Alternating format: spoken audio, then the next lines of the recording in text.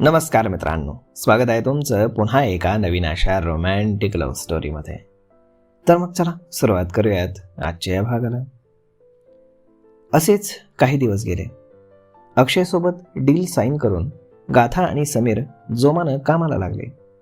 देवने त्यांना हवा तेवढा पैसा पुरवला. सगळ्या मशीन्सचं इन्स्पेक्शन करून त्यामध्ये सुधारणा करण्यात आल्या. काही नवीन मागवल्या. वर्कर्ससाठी नवीन कॉलनी बांधायचं ठरलं. त्यावेळी जागा, प्लॅन, कन्स्ट्रक्शन सगळं काही ठरलं. कॉलनी परिसरामध्ये वर्कर्सच्या लहान मुलांसाठी शाळेची सोय करण्यात आली. यासाठी थोडा वेळ लागणार होता. कंपनीची कंडिशन त्यांना माहीत होती. तरीही गाथा त्यांच्यासाठी एवढं करते हे पाहून त्यांना आता स्वतःच्याच वागण्याची लाज वाटू लागली. इकडे राजनच्या कानावरती ही बातमी पडली आणि त्यानं काही फितूर वर्कर्सला हाताशी धरून पुन्हा इतर कामगारांना भडकवण्याचा प्रयत्न सुरू केला.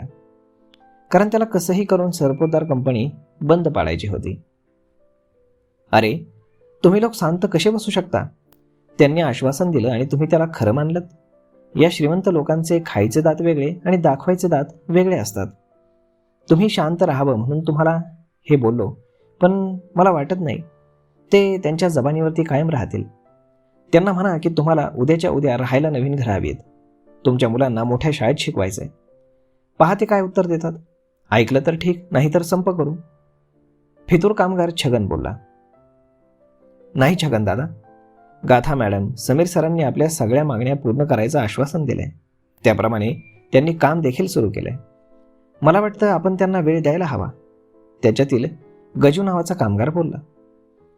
अरे भाऊ, ते सगळं तुम्हाला गप्प करण्यासाठी नाटक केलंय. मी तर म्हणतो तुम्ही त्यांना फ्लॅट मागा, छगन बोलला. काही काय छगन दादा, करंगळी धरायला दिली म्हणून मनगट पकडू नये. मी स्वतः आपल्या इंजिनियर साहेबांसोबत कॉलनीची जागा पाहायला गेलो होतो. शहरापासून थोड्या दूर आहे, पण आपल्याला नेणे आणण्यासाठी बसची व्यवस्था करणार आहेत ते. कॉलनीच्या बाजूलाच आपल्या मुलांसाठी शाळा बांधण्यात येणार आहे. या गोष्टीला थोडा वेळ तर लागणारच ना भावांनो. गजू सगळ्या वर्कर्सला पाहून बोलला. गजू बोलतोय ते बरोबर आहे छगन. आपल्याला ही कंपनीची हालत माहीत आहे. आपण माणुसकी सोडू नये, माधव नावाचा दुसरा कामगार बोलला. हो, आणि ते संजीवनी हॉस्पिटलचे डॉक्टर तर फारच चांगले आहेत. त्यांनी आपल्या जखमी कामगारांची पूर्ण सोय केली आहे. त्यांचं 3 वेळचं जेवणसुद्धा तेच पुरवतात. त्यांनी तर आपल्या सगळ्या कामगारांना वर्षातून 2दा फ्रीमध्ये तपासणी आणि औषधं देणार असंही सांगितलंय. हे सगळं कुणामुळे? गाथा मॅडम आणि समीर साहेबांमुळेच ना. दामोदर नावाचा कामगार देखील बोलला. हे सगळं करून ते काय आपल्यावरती उपकार करतायत का? आपला अधिकार आहे तो. आपण आपल्या रक्ताचं पाणी करून घाम गाळतो म्हणून ही कंपनी उभी आहे. आपण काम बंद केलं तर कंपनी बंद पडेल. तुम्हाला तुमच्या ताकदीचा जोर माहीत नाही का? छगन बोलला. छगन दादा, मान्य आहे की आपल्यामुळे कंपनी चालते, परंतु जर कंपनीच नसती तर आपण काय केलं असतं? सगळ्यांना माहीत आहे कंपनीची परिस्थिती वाईट आहे. खरं तर दुसरं या जागी कोणी मालक असता तर कंपनी विकून मोकळा झाला असता. मग आपल्या कामाची गॅरंटी कोण घेणार होतं? आजकाल दुसऱ्या कंपनीत सुद्धा लगेच घेत नाहीत. आपण जर संप केला आणि कंपनी बंद पडली तर दुसरीकडे कुठेच आपल्याला काम मिळणार नाही. आपल्यावरती उपासमारीची वेळ येईल, माधव बोलला. हो, हे अगदी खरं. दुसरी कुठलीही कंपनी आपल्याला काम देणार नाही.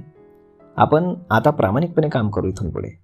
उगाच कुणाची हळहळ नको आपल्याला, दामोदर बोलला. छगनचं कुणीही ऐकलं नाही म्हणून तो रागानं तिथून निघून गेला. हॅलो साहेब, छगन बोलतोय. कामगार काही ऐकायला तयार नाहीत. मी त्यांना भडकवण्याचा फार प्रयत्न केला, परंतु कुणीही संप करायच्या फेवरमध्ये नाही. गाथा मॅडम सगळ्यांसाठी मोठी कॉलनी बांधतेय हे पाहून सगळे खुश आहेत. मला वाटत नाही की आता त्यांना भडकवून काही फायदा होईल. मला माझे पैसे कधी मिळणार? असं काय करताय साहेब? तुमच्या सांगण्यावरनं मी इतकी मोठी रिस्क घेतली, मशीन्समध्ये खोड्या केल्या, माझे साथीदार मरता मरता वाचले. मला माझे सगळेच्या सगळे पैसे आत्ता हवेत. कोणाला कळालं की ह्या ॲक्सिडेंटमध्ये जर माझा हात आहे तर सगळे मला जिवे मारतील. मला मुंबई सोडून गावी जायला लागेल. उद्यापर्यंत माझे पैसे मला मिळाले पाहिजेत. छगन फोनवर बोलतच होता की पाठीमागनं कोणीतरी त्याची मान पकडली. तो दचकला आणि मागे वळून पाहिलं तर एक धष्टपुष्ट 6 फूट उंच पठाणी ड्रेस घातलेला माणूस त्याच्या मागे उभा होता. कोण आहेस तू? छगन रागानं बोलला. करीम, असं म्हणत करीमनं त्याच्या तोंडावर हात ठेवला आणि त्याला गाडीत घालून घेऊन गेला. करीमची गाडी मुंबईच्या बाहेर एका सुनसान एरियाच्या जागी आली. तिथं एक घर होतं. त्या ठिकाणी त्यानं गाडी थांबवली. गाडी थांबवताच काही माणसं त्याच्या गाडीजवळ आली. इसको अंदर लेके जाओ, करीम बोलला आणि आत गेला. त्याच्या माणसांनी छगनला आत आणून चेअरवरती बांधलं. त्याच्या बाजूला अजून 2 माणसं बांधून होती. त्यांना बेदम मारलं होतं. त्यांना पाहून छगन घाबरला. मला का आणलं इथे आणि कोण आहेस तू? छगन करीमला बोलला. ए गप, तुझ्यासारख्या फालतू माणसाला मी इंट्रो देत नसतो. माझं नाव करीम आहे, एवढंच तुझ्यासाठी पुरेसं आहे. आता मी तुमच्या तिघांना काही प्रश्न विचारतो, त्याची अगदी खरी खरी उत्तरं द्यायची. कुणी जरी खोटं बोललं तर सीधा अल्लाह को प्यारा हो जाएगा. करीम त्या तिघांनाही रोखून पाहत बोलला. आधी तू बोल, सरपोतदार कंपनीत जो ॲक्सिडेंट झाला तो कुणाच्या सांगण्यावरनं केलास? करीम छगनला बोलला. मी नाही केला, मला नाही माहीत, छगन भीतभीत बोलला. गपगुमान बोल, नाहीतर, असं म्हणत करीमनं खिशातून गन काढून त्याच्यावरती ताणली आणि छगन अजूनच घाबरला. सांगतो, राजन साहेबांच्या सांगण्यावरनं मी कंपनीत मशीन्समध्ये छेडछाड केली. त्यांनी मला यासाठी फार पैसे दिले होते. त्यांच्या सांगण्यावरनं मी हे केलं. भाई मला माफ करा, जाऊ द्या, माझी छोटी छोटी लेकरं आहेत. त्या जखमी झालेल्या कामगारांची देखील छोटी छोटी लेकरं आहेत. त्यांच्यातून कुणी दगावला असता तर? करीम रागात बोलला. मला माफ करा, माझी चूक झाली, छगन रडत बोलला. हो, आता तू बोल. डॉक्टर ममताला मारण्याचा प्रयत्न का केलास? यामागे कोण आहे आणि काय कारण? मलाही राजन साहेबांनी त्यांना मारण्यासाठी पैसे दिले, छगनच्या बाजूचा माणूस बोलला. का? करीम बोलला. ममता मॅडमबद्दल डॉक्टरला सगळं कळलं होतं. त्यांनी भीतीनं कधीही राजन साहेबांबद्दल त्यांना सांगितलं असतं म्हणून तो भीत बोलला. ते ड्रग्ससुद्धा राजननेच मागवलं होतं. तिसरा व्यक्ती लगेच कबूल झाला. साला हा राजन खूपच हुशार निघाला. कोणाचंच याच्याकडे लक्ष गेलं नाही आणि मी समीरवरती लक्ष ठेवून होतं. असं म्हणत करीमनं देवला फोन लावला. हॅलो डॉक्टर साहेब, सगळ्या कटकारस्थानामध्ये समीरचा काही हात नाही, हात राजनचा आहे. तुम्ही म्हणाला तर त्याला लगेच उचलून आणू? करीम बोलला. उचल, मी आलोच. देवनं फोन ठेवून दिला. इकडे मध्यरात्र झाली होती. राजन आणि त्याचा मित्र समीर एका बारमधून बाहेर पडले. भरपूर ड्रिंक केलं होतं त्यांनी.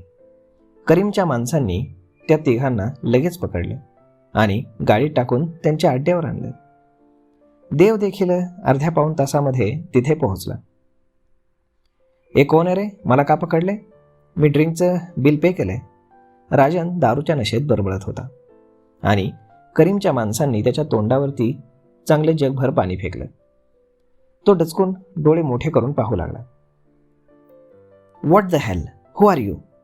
राजन आता अंग झाडत आजूबाजूला पाहत बोलला आणि समोरनं देव खिशात हात घालून चालत त्याच्या समोर आला.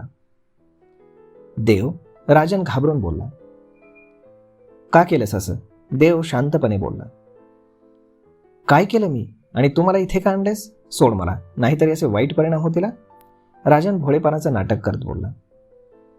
माझ्या प्रश्नाचं उत्तर दे, मग तुला सोडायचं की नाही हे ठरवू. मी तुझ्या कुठल्याही प्रश्नाचं उत्तर देणार नाही, राजन बोलला. द्यावं लागेल, नाहीतर मरावं लागेल, देव दात आवळत बोलला. धमकी देतोयस? राजन हसत बोलला. अशा धमक्यांना ना मी घाबरत नाही, राजन त्याला रागानं रोखून पाहत बोलला. आता देवचा पेशन्स संपत आला होता. त्यानं हाताच्या बाह्या फोल्ड केल्या आणि त्याला बेदम मारायला सुरुवात केली. देवला सहजासहजी इतका राग येत नसे, कारण तो खूप शांत असायचा. त्यानं राजनला खूप मारलं. राजनच्या ओठातून नाकातून रक्त येत होतं आणि ते पाहून त्याचा मित्र सचिन देखील फार घाबरला. याच्यानंतर आता आपलाही नंबर आहे अशी भीती त्याला वाटू लागली. मी सांगतो, प्लीज त्याला मारू नका, सचिन बोलला. मग देव राजनला मारता मारता थांबला आणि सचिनकडे पाहू लागला. मी सगळं सांगतो, प्लीज, पण मारू नका, सचिन हात जोडत बोलला. सचिन, तोंड उघडलंस तर मी तुझाही जीव घेईन, राजन थापा टाकत सचिनला बोलला. आणि नाही सांगितलं तर हा डॉक्टर तुला मारून टाकेल राजन, सचिन बोलला. त्याच्यात एवढी हिंमत नाही. समाजातील प्रतिष्ठित व्यक्ती येतो आणि त्यात डॉक्टर म्हणजे देवाचं रूप. कुणाचा जीव घेणं नाही त्याच्या पेशात बसत. तो काही करू शकत नाही, राजन क्रूरपणे हसत बोलला. तुझ्या तर. करीमनं राजनच्या डोक्यावरती बंदूक ताणली. रिलॅक्स करीम, त्याला गोळी मारून गोळी वेस्ट करू नको. माझ्याकडे दुसरी छान आयडिया आहे. माझी बॅग कुठे? देव करीमला बोलला. साहेबांना बॅग दे रे, करीम त्याच्या माणसांना बोलला. तर एकानं देवला त्याची बॅग आणून दिली. देवनं त्यातून एक इंजेक्शन बाहेर काढलं. काय हे? राजन त्या इंजेक्शनला पाहून बोलला. हे इंजेक्शन तुझ्या रक्तात मिसळलं की तू आपोआप पोपटासारखा बोलू लागशील आणि 4-5 तासानंतर तुझी बॉडी निकामी होईल. कितीही प्रयत्न केलास ना तू तरी काही बोलू शकशील ना हातपाय हलवू शकशील. काही दिवसांनंतर तुझं अंग सडायला सुरुवात होईल. कितीही इलाज केला तरी यावर औषध नाही. तू इतका सडशील की तुझा घाणेरडा वास सुटेल आणि दुसऱ्यांनाही बिमारी होऊ नये म्हणून तुझ्या घरच्यांना आणि कायद्याच्या सहमतीनं डॉक्टर म्हणजेच मी तुला मरून जाण्याचं एक इंजेक्शन देईल आणि तुझा खेळ खालास. देव क्रूरपणे हसत बोलला आणि इंजेक्शन घेऊन त्याच्याजवळ गेला. ते पाहून मात्र राजन फारच घाबरला. राजन प्लीज, मला असं मारायचं नाही, सांग प्लीज, सचिन रडत बोलला आणि राजन विचारात पडला. करीम, याचा दंड उघडा कर, देव असं म्हणताच राजन अजून घाबरला. स्टॉप, प्लीज स्टॉप, राजन ओरडला आणि देव खुनशी हसला. बोल, देव त्याच्याकडे रागात पाहत बोलला. 15 वर्षांचा होतो तेव्हापासून मी सरपोतदार कंपनीचा मालक व्हायचं स्वप्न पाहत होतो. गाथाचे बाबा म्हणजे माझे मामा, त्यांना मुलगा नाही. मग त्यांचा वारस मीच. गाथाशी लग्न करून मला कंपनी ताब्यात घ्यायची होती, परंतु ती मूर्ख माझ्या प्रेमात पडली नाही आणि माझं स्वप्न मोडलं. खूप राग येत होता मला तुझाही, कारण ती तुझ्या प्रेमात पडली. तुला रस्त्यातून कसं बाजूला करावं हाच विचार माझ्या डोक्यात होता आणि म्हणूनच मी ममताशी मैत्री केली. तिचं तुझ्यावर प्रेम होतं आणि तिलाही गाथा आवडत नव्हती, म्हणून तिनं माझ्या प्लॅनमध्ये माझी साथ दिली. अलिबागचा प्लॅन बनवण्यात आला. तुला तिथं लव ड्रग देऊन ममता तुझ्याशी इंटिमेट होणार आणि तुमच्या दोघांना गाथा एकत्र पाहणार. तुझ्या हातून चूक झाली म्हणून तू ममताशी लग्न करणार आणि गाथा तू तिला धोका दिलास म्हणून तुला विसरण्यासाठी माझ्याशी लग्न करणार. असा विचार करून मी सगळा प्लॅन केला. पण आमचं बॅड लक, तुला लव ड्रग दिल्यावर तुझी आणि गाथाची भेट झाली. जिथे ममता असायला हवी तिथे गाथा होती. माझा सगळा प्लॅन फ्लॉप झाला. आम्ही जो विचार केला होता तसं काहीच झालं नाही. आम्ही तुम्हाला दूर करण्यासाठी जो प्लॅन केला त्यामुळे तुम्ही अजूनच जवळ आलात. तू गाथाला तुझ्या प्रेमाची कबुली दिलीस आणि तुमचं लग्न ठरलं. पुन्हा माझ्या हातून सगळं सुटत चाललं होतं. माझ्या स्वप्नावरती पाणी फिरताना दिसत होतं. कसा गप्प बसणार होतो मी? मला माहीत होतं तुला लव ड्रग कुणी दिलं याचा तू नक्की शोध घेणार आणि म्हणून मी आधीच तयारीत होतो. हे सगळं गाथानं केलंय, सगळा दोष तिच्यावर यावा असे पुरावे तयार केले आणि लग्नाच्या दिवशी तुला सगळं कळालं आणि तू काहीही विचार न करता रागाच्या भरात तुझं लग्न मोडलंस. याचा धक्का गाथाच्या वडिलांना सहन झाला नाही आणि त्यांना हार्ट अटॅक आला आणि ते हॉस्पिटलमध्ये असताना ममताने तू आणि गाथा इंटिमेट होतानाचे क्लिप्स व्हायरल केले, ज्यामुळे गाथाचे बाबा हाय खाऊन गेले. गाथा तुला याचा जाब विचारायला आली होती, परंतु तिथेही ममता आधीच येऊन सगळा सापळा रचून बसली होती. तिनं गाथाला तुमच्या शारीरिक संबंधांबद्दल, प्रेमाबद्दल खोटं नाटं सांगितलं आणि गाथानं ते खरं समजून तुझ्याशी न बोलताच निघून गेली. तिचा ॲक्सिडेंट झाला आणि ती कोमात गेली. तिच्या बाबांच्या अंत्यविधीलाही ती नव्हती. सगळा दोष तिनं तुला दिला आणि तुला पूर्णपणे विसरण्याचा निर्णय घेतला. मला वाटलं आता तरी माझं लग्न होईल, परंतु तुमच्यात आलेल्या संबंधांमुळे ती प्रेग्नंट राहिली आणि समीरनं तिला कोणालाही पत्ता लागू न देता लंडनला नेलं. ऑटोमॅटिक कंपनीची सगळी जबाबदारी माझ्यावर आली. माझं स्वप्न पूर्ण झालं होतं आणि मी सरपोतदार कंपनीचा मालक झालो होतो. कंपनी मला माझ्या नावावर करून हवी होती आणि म्हणून मी समीरला कंपनी विकण्याचा सल्ला दिला. पण पुन्हा माझं बॅड लक, गाथाने अचानक इथे परत यायचा निर्णय घेतला.